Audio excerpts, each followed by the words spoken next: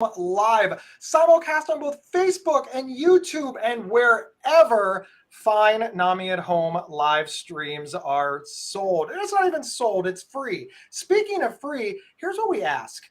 If you go to NAMI Tennessee's website, which is namitn.org, you can sign up for our email list, and that's where we tell you everything that is going on with NAMI Tennessee. Things like the NAMI at Home Tennessee series live, great guests that we have, things like our gala, our walk, and of course, important legislative advocacy to help us help people with mental illness and their families live better lives. So longtime viewers of the show have we've heard this 1,000 times, get to the guest, and you got to give the people what they want. We are super excited to have Antwon. Antwon, thank you so much for being here. Please tell the folks who you are. So, hey everybody, my name is Antwon Lindsey. I'm an author and filmmaker, originally born and raised in Miami, Florida, currently living in Southwest Florida, which is the Naples, Fort Myers, Tampa area. So I have a really awesome creation called Hush, Help Us Say Help, which is a documentary on Black mental health that I'm so thrilled and excited to be able to share with you all as we finish post-production and get ready for our screening tour coming up this fall. So again, thank you for having me, and I'm really grateful for this opportunity and platform. Well, we are super grateful that you were available and agreed to do this. So once again, thank you, thank you. Let's jump into the questions. The first question, it's kind of right out of the gate, but why create a documentary about mental illness in Black American communities? So the importance of creating this documentary, man, it goes back to just a personal level for myself, right? So back in 2012, I had a cousin who died by suicide during my first year of college. And what it did to me, it kind of struck me as something, to really understand or try to figure out and understand why would he do such a thing, right?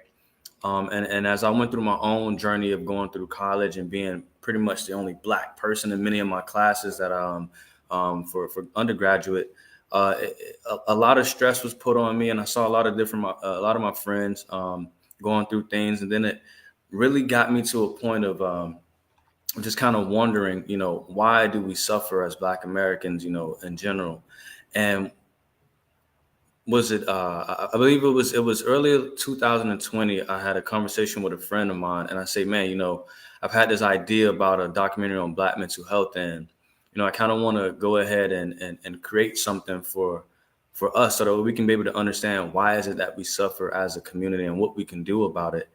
And in 2020, when he said, hey man, I support you, let's do it, I went ahead and just decided to do that. And again, in addition to that, it stemmed from me creating a book back in 2017 when I was 24 years old called Reticent, A Somber Soul in Despair, which is about a young Black boy growing up in a disenfranchised inner city community and dealing with an undiagnosed mental health disorder.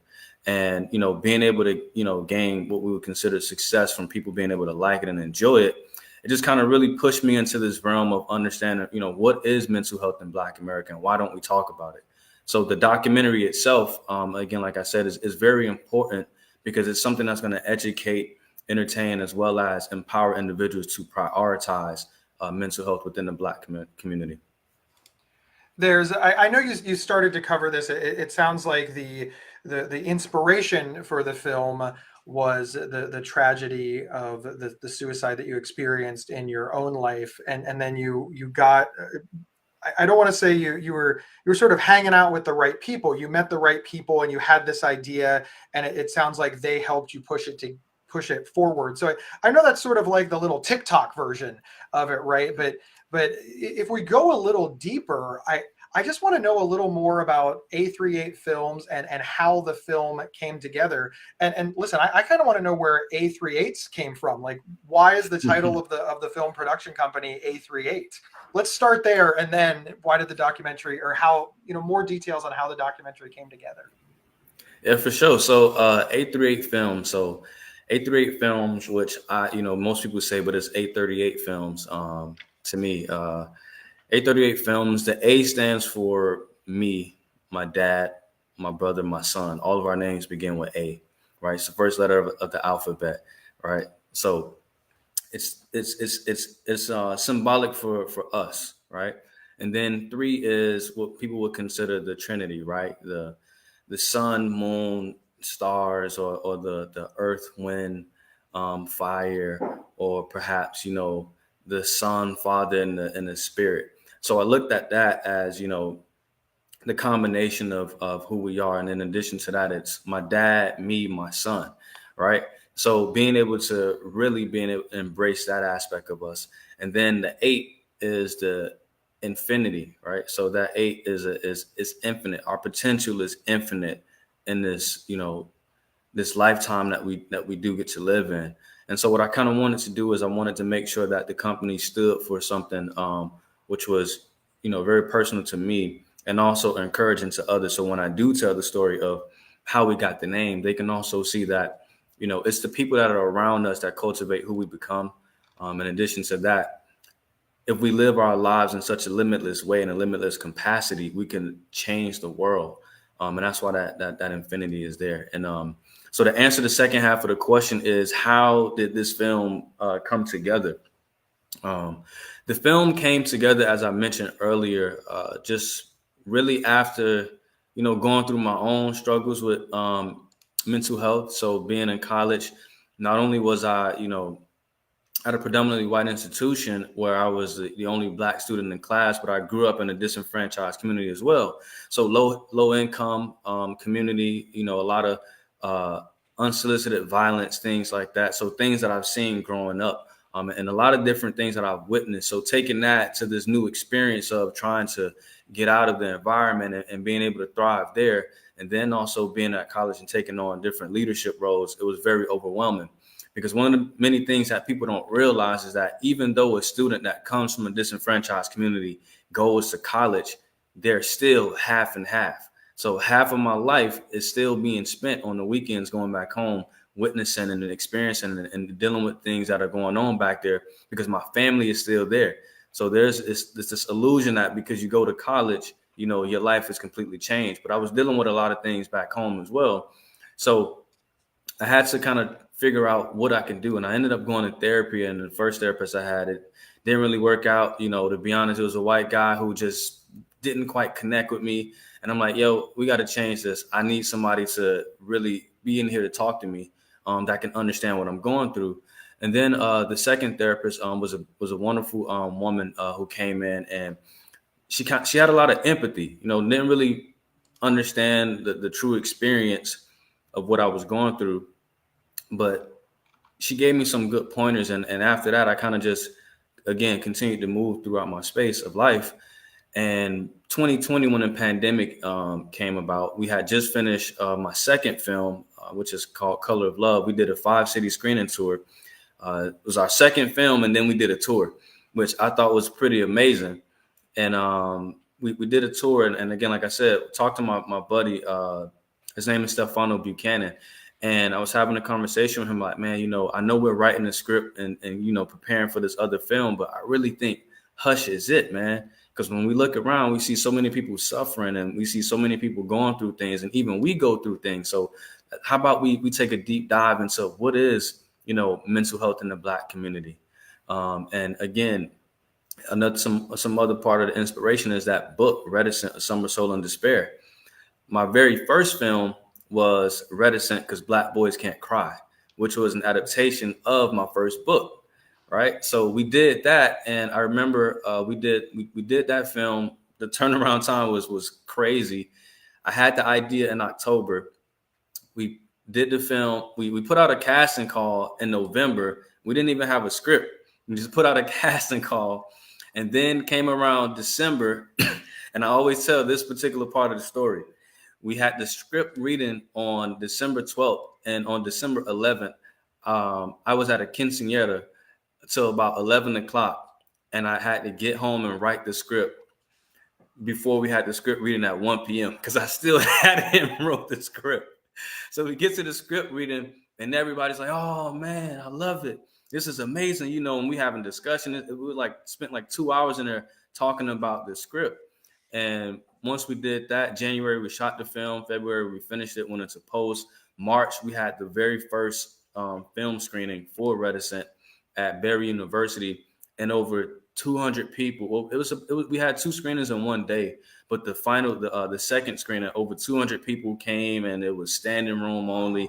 And I looked back around, I'm just like, this is crazy. Like, people really came out here to come and see this film that I created, and the discussions and the, folks crying and being able to share, their experience. It really sparked my mind into thinking, man, like, so many people in here can connect to this film and want to talk about it, but don't have the space.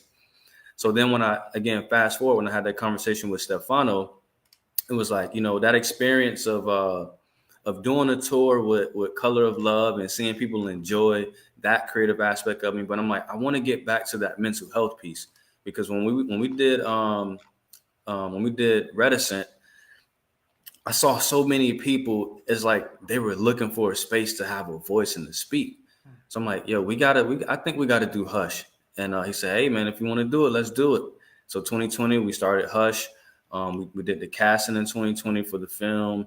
Again, the pandemic kind of slowed things down, which I'm very grateful that we were able to have a moment to sit back and really, for everybody to kind of think about what was going on in our lives, even though it was such a moment where people wish it didn't happen. But for me, I kind of took it as an opportunity to say, you know what, let me evaluate my own life. And then that even inspired me to think about how I wanted to tell the story for the film. What were the different elements that I wanted to add into the film to make sure that when people watch this film, it isn't just about, Black mental health, but it's about the humanity of all people and the transformation of people from their suffering to what we consider their healing. And that was a really huge aspect of the inspiration of the film. Again, like I said, my personal experiences, seeing people around me go through things, and being able to cultivate a story that will really get people to understand the historical context of mental health in America, as well as being able to show and guide people to a future where we can no longer suffer and where we can really actually, love one another and be able to share peace, compassion, and all these other beautiful things with each other. Antwon, thank you so much. I want to ask, why is there a need to look at mental health from different perspectives? People think to themselves, well, it's mental health. We're all human. So therefore, isn't mental health the same for all cultures? Can you talk on that piece for a moment? Because you understand the necessity, but many people have never even considered looking at mental health from any different perspectives. They think it's sort of a one size fits all deal. Yeah, I think that right there is one of the key issues, right? When we look at this world and we look at the space that we live in, it's something that many people truly are oblivious to, right? When we think about emotions, yeah, we all can relate to very similar emotions with each other, whether it be anger, sadness. We can relate to that particular emotion, but the experiences are vastly different. So being someone who identifies Black African American, of African American descent or African descent, my experience as a Black man in the world, but more specifically in the micro world of America, is largely different from a lot of people. And I know that when we consider race, and we know the concept of race, was formed from eugenics and all these other different things, and it's a social construct. But if we look at the context of being Black in America and dealing with mental health, one of the things that we have to know is that a lot of people get the misconception that being Black in America started with just slavery, but it didn't just begin with slavery. Before slavery, we had civilizations in Africa that were building, that were thriving, that were doing things. And what happened was, when European colonialists came in and took some of those people for the slave trade and brought them over here, they took the civilization builders, as one of our cast members in the film said, Mr. Matthew Pygott. He said he took the civilization builders, the people who were the very fabric of civilization, and brought them to America and stripped them from their families and stripped them from, they couldn't read, they couldn't write, they couldn't do all these other different things, brutalized and a lot of things that were torturous to people who were Black and African here in America. And then once we have the Emancipation Proclamation, where people are considered freed, we have the 13th, 14th, 15th Amendment. So let's take a moment and think about that, right? Your family for generations have been were taken from a land, brought to a new land. Couldn't read, couldn't write. It was literally illegal for you to do all of those things. And then, okay, well, we'll free you all. But then we have black codes, we have, 13th, 14th Amendment, all of these other different restrictions on your humanity, on who you can be as a living being, what you can do, what you can say, how you can think, how you can feel. We don't realize that it's generational. It's traumatic. It's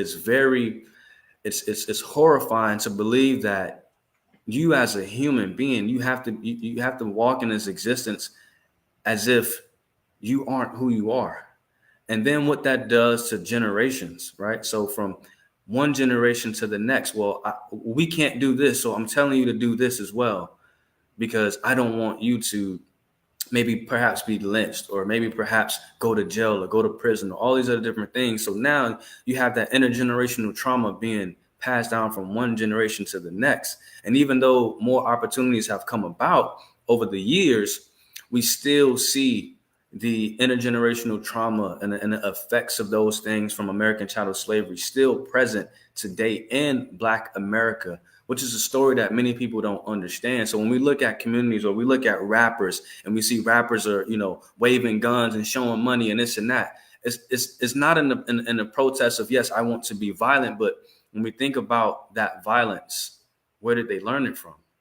Because they didn't just do that. It was passed down to them generationally. And when we think about individuals in the community or in the Black community who talk about, things like police brutality, it isn't that it's a myth. It's just the raw emotion of why people feel the way that they feel. And I'm not here to protest whether it's a fact or it's not a fact, but I just want people to understand the meaning or the emotion behind why people do those things. And then when we look at suicide within the Black community, so think about it. For generations, you've been told that you're less than, you're not really a human, or no one really cares about what you got going on. And then in your family structure, that's the same thing. So in slavery, that's what it was. And then you bring it to modern day America. And then and because of the generational trauma that has been passed down, you have a family structure where you don't feel seen, you don't feel heard. So then how do I exist in this world when the world that I call home doesn't seem to love me, and the world that I live in doesn't seem to even know that I exist? And even when I try to create a space of where I want you to know that I exist, there's all of these, barriers and expectations and these stereotypes and stigmas related to my existence. So what does that do to a person's mind? What does that mean for a culture? And when the question talks about, why is it different? It's because when we look on the flip side of that, when we talk about, communities in white America, I'm not white, so I don't particularly know. Yes, we do have alcoholism, we do have sexual abuse, we do have all of these different things. But the key is access to resources, access to mental health resources, to educational resources, to financial resources. All of these different things are vastly different from these two very different communities. And we can look at it from a global perspective as well. They're vastly different. Different cultures have different, belief systems and practices, and why they believe certain things are the way that they need to be, and how they would rather treat people, and this class, this hierarchy of, greatest to least, when in fact, again, we're all human. And if we can really start to see that about each other, maybe, just maybe, we can live a life and we can have a world where folks are really more empathetic and compassionate and really have and share love and peace with each other. But it's important to tell this perspective, because this is a perspective that many people for so long have decided to ignore, have decided that it isn't a part of the history that wants to be told. It isn't a part of the structure of why we got here in this film itself. It isn't to say that,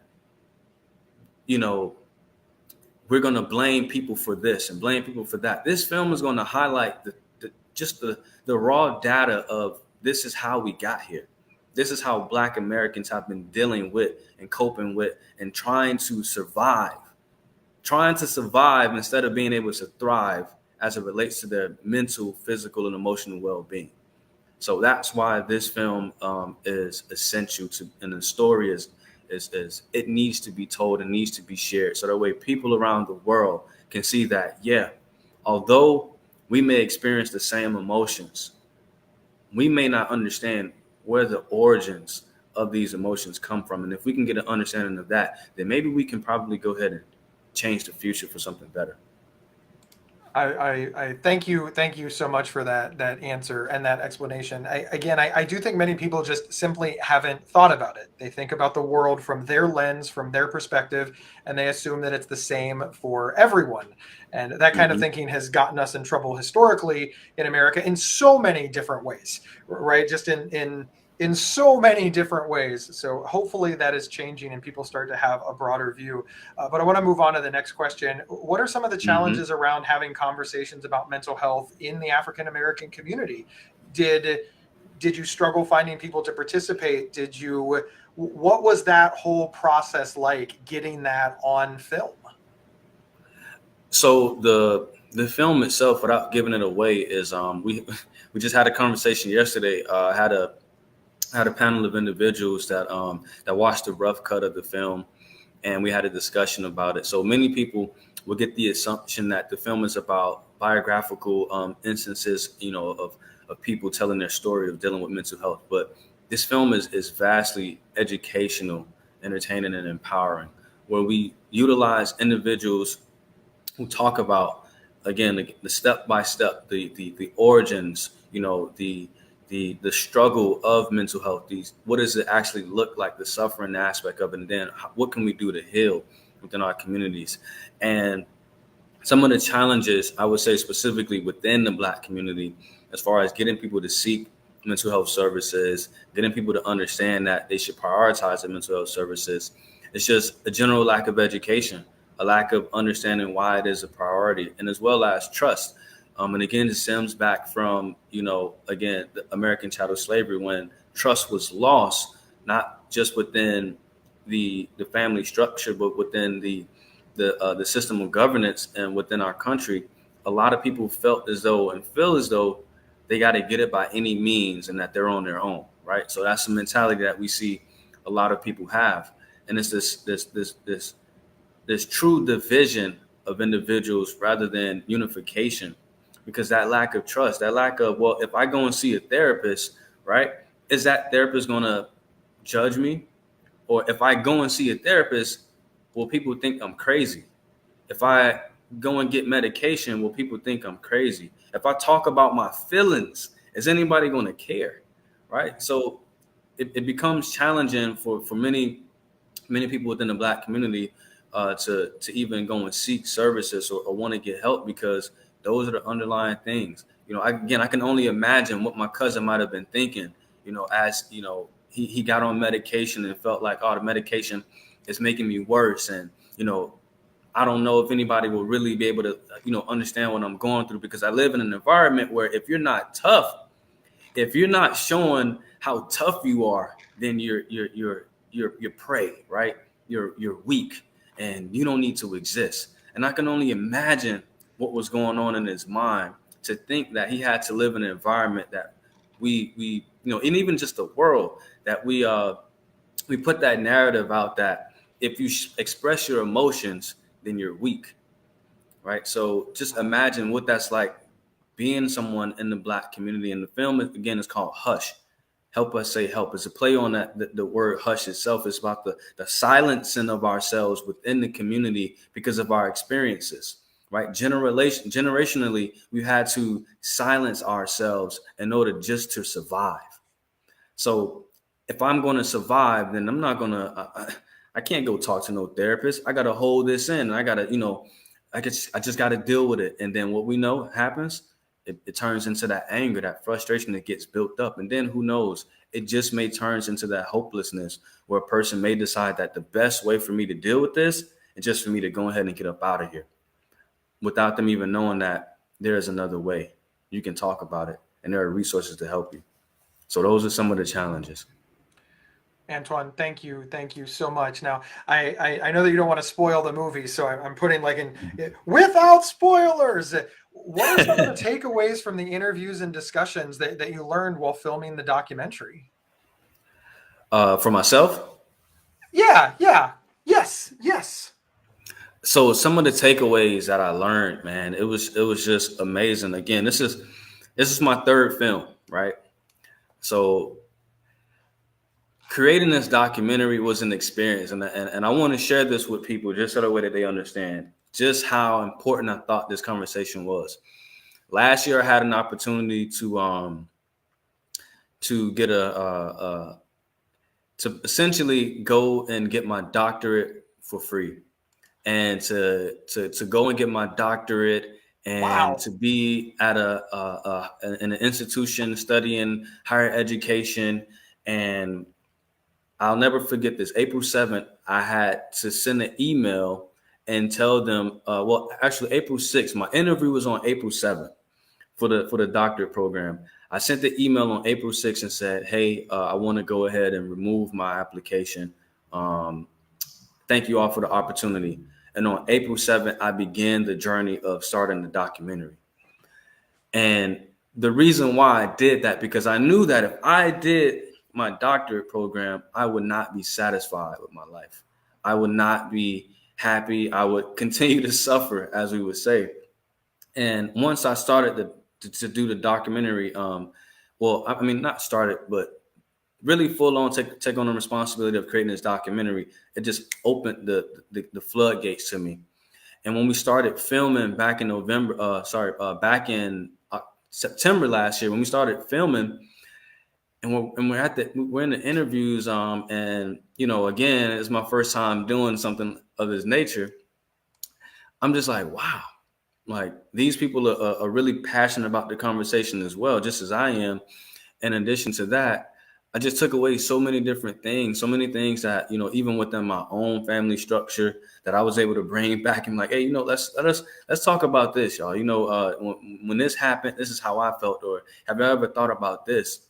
And then it also gave a lot of great information about, again, like I said, the historical context of, the origins of people of African descent. In addition to that, what does it actually look like to suffer in the Black community? And then the most important thing, what are the solutions? How can we go about, moving forward to a transformational future where we no longer have to settle for suffering, and we can encourage our family members, our friends, our communities, the world to look at each other with open arms and an open heart and an open mind to transform the world. So those are some of the takeaways that I really got from it. And it's amazing. I can't wait to share it.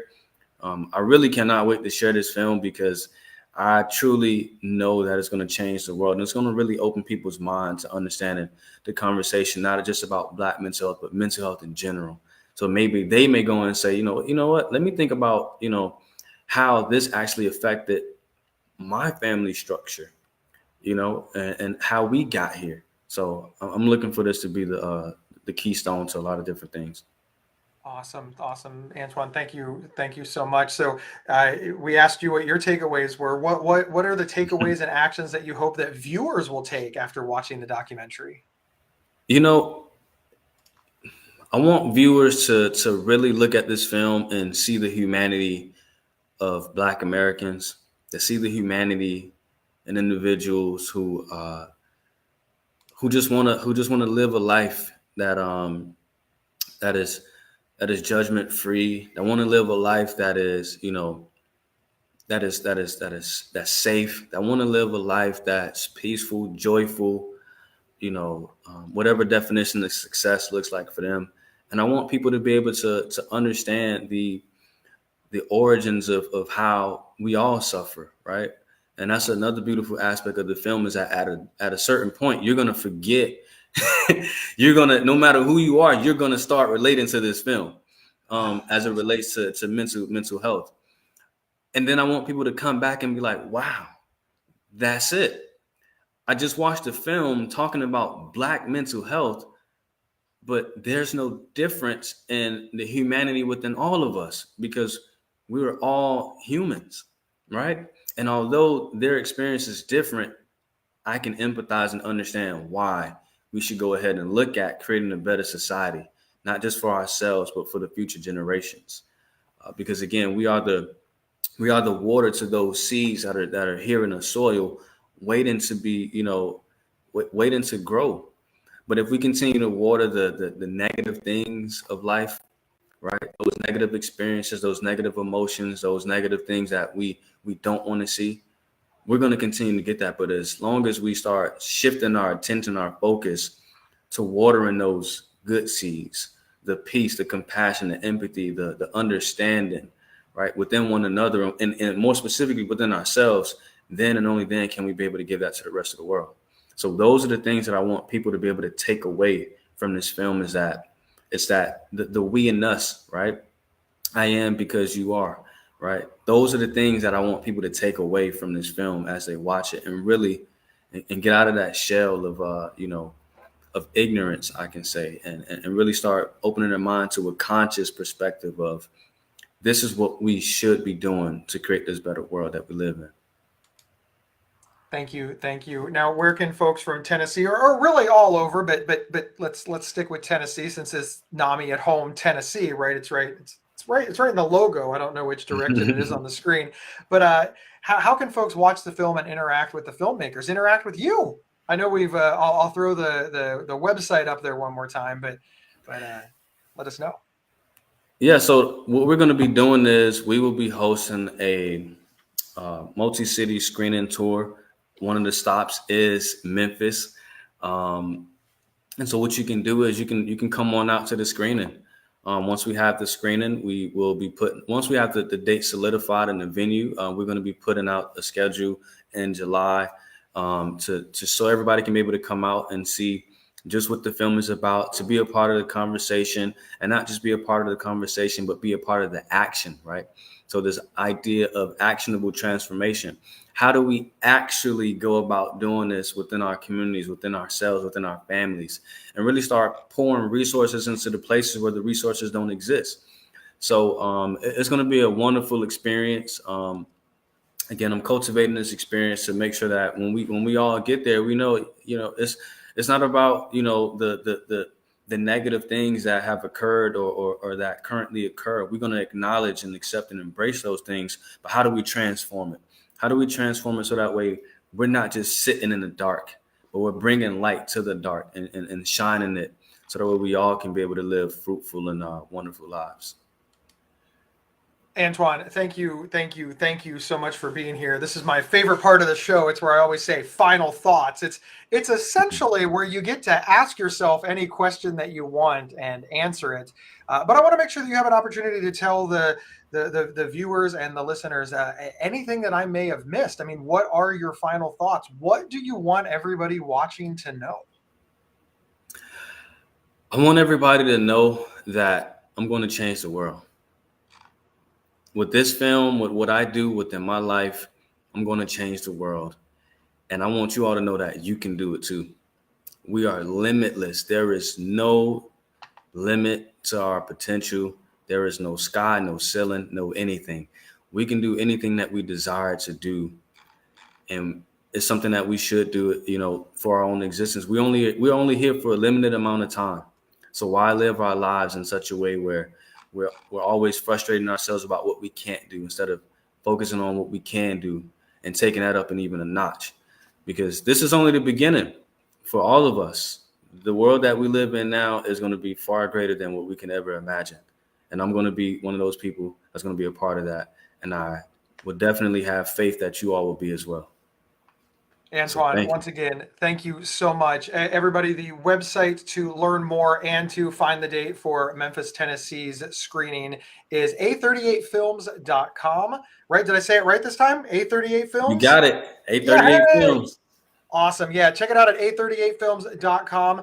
And of course, we will try to drop a note in our email list. Remember, I told you all the cool things that were in the email list? This is going to be one of those things. So join that list at namitn.org. It's absolutely free.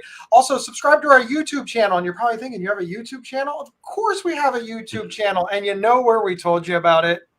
Yeah, on the website. Just jump over to namitn.org, sign up for that YouTube channel. Obviously, you probably already follow us on Facebook because that's where you're watching this. I would bet dollars to donuts because I see the stats.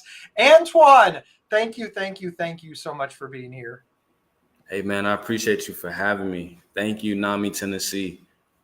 Thank you. Well, we will see everybody next time on NAMI Tennessee at Home Live. Bye.